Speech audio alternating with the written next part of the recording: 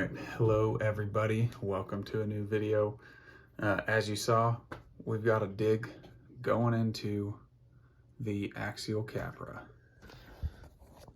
So the deed has been done, the Vader skid is in.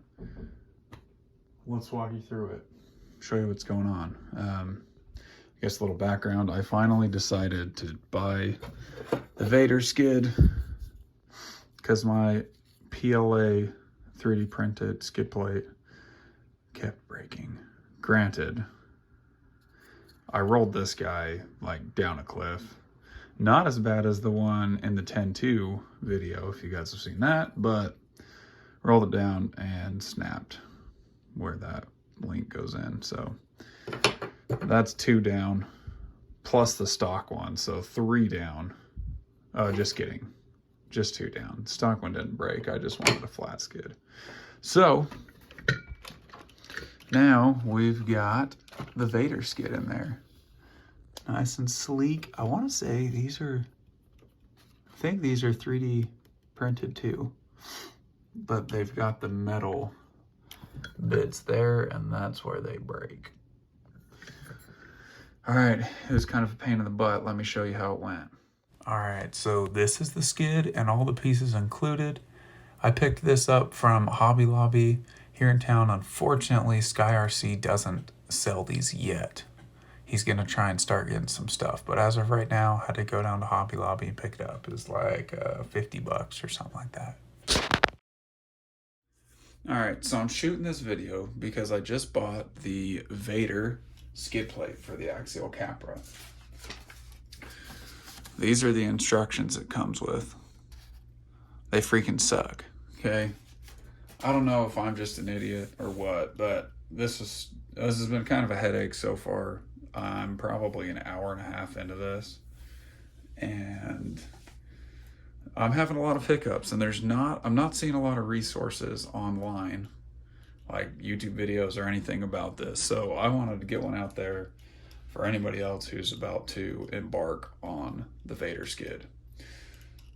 So first off, looking at this, it looks like you can just like piece it all together and then attach it to the truck.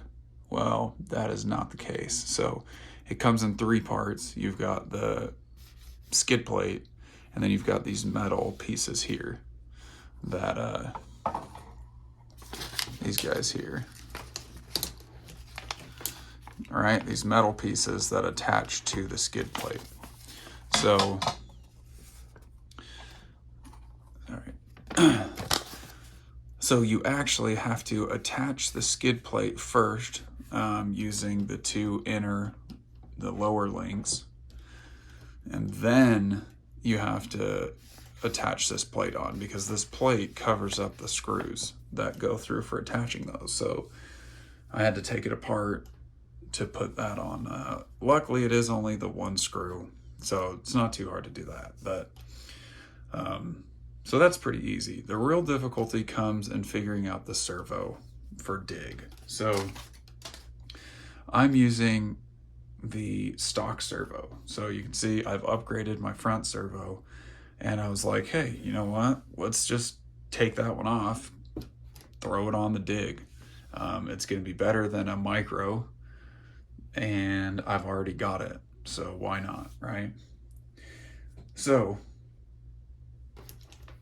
in the pictures here, it looks like you just attach, so this little piece here and this piece here look like they're supposed to attach to this, right? Well, I saw, like in the midst of trying to figure out how those piece together, I realized up here it says if you're using a full-size servo, use the spacers. With screws, the 3 10mm ones. If using a low pro full-size servo, do not use the spacers. So I don't know what a low pro full-size servo is. I kind of interpreted that as like a micro servo. But either way, so I was like, okay, so I need to take this and then add spacers on top of that and then mount the servo. Well, obviously a servo can't sit on that. So apparently you don't even need this at all. And you just use the support posts, I guess. So then I got that on there, but then my servo was hitting and floating way up above the spacers. You can see there's a gap. So what I did is I took both of the spacers that came with the servo and put them on this side. And then I'm gonna try to just raise this up because I've got a few more notches. Sorry, let me zoom in here. I've got a few more notches that I can move this. So I'm gonna try and move that up and see if it'll raise it high enough to close in that gap right there. And then we'll mount it down. Well, so after I do that, the servo horn is gonna sit super high above where it's supposed to. I'm gonna fit a whole finger in between it. So the next obstacle is to overcome that. Now, maybe you guys are watching, you're like, dude, you're an idiot, that's not how you do it. Well, I guess by the end of this video, if it's posted, it'll be because I figured it out and it worked. So let's get into it a little bit more, get to tinker, and I'll let you know what's what. All right, so I think that actually worked. So we got both spacers that came with this kit on the left, and then we've got, we raised this up and screwed to the, because you kind of have to use that second to last hole on this side to mount your links. So we maintained that second to last hole and then went ahead and put one of the smaller screws that came in the package, these little guys, and put it on that top to get that to be a little more sturdy. So with that, I think we're good there. So now High Noon Hobby posted a video of how to hook this dig up. Something about taking apart the transmission to remove a spacer. So I'm gonna watch this video a little bit and take that apart and see how it goes. All right, so we pulled the transmission out of the skid, so that's those 4 screws. Unplugged the motor just because we can, and it makes it easier. So then all you have to undo from the transmission is these few screws here.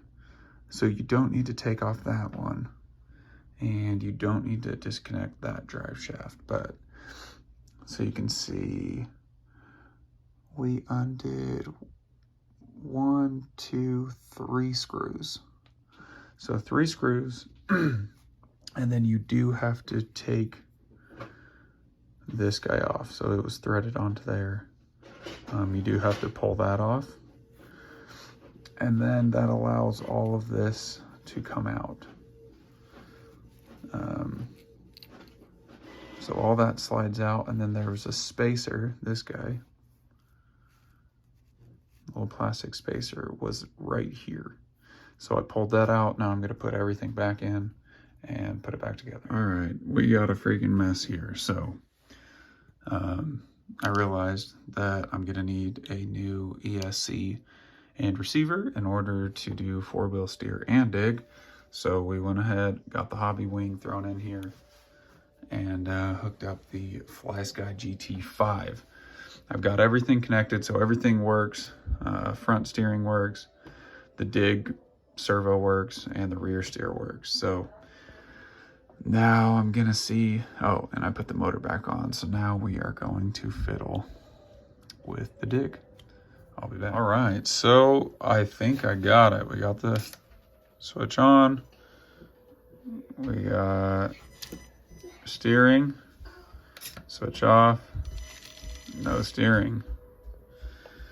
So I didn't have this piece here. I had to bore out a little bit because I think I'm missing some of the screws from the original set. It definitely took some fiddling with the endpoints here, so let me show you what I have. So the endpoints, left is 42, and I've got left as engaged. The right is just at 0.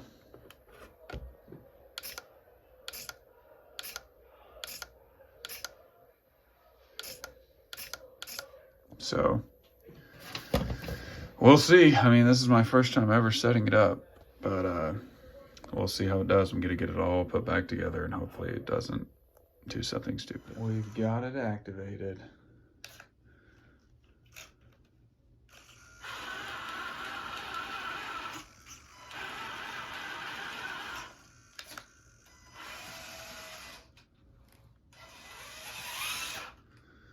Also, with the added bonus now of having the fly sky in there,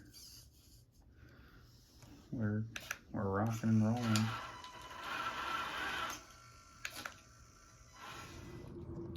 So my all-around take on the Vader skid seems pretty sweet. Now that I got it figured out, and while it was a pain in the butt, I know how to do it, and it works. And it's metal, and it shouldn't break like all my other ones, so hey, I can't complain. Stay tuned for some running videos. I'll take it out tomorrow to actually test it during lunch, so you'll probably see a video shortly. But thanks for watching, guys. If you're still here, and if this video was helpful, go ahead, give me a like and a subscribe. Why not? Thanks, guys.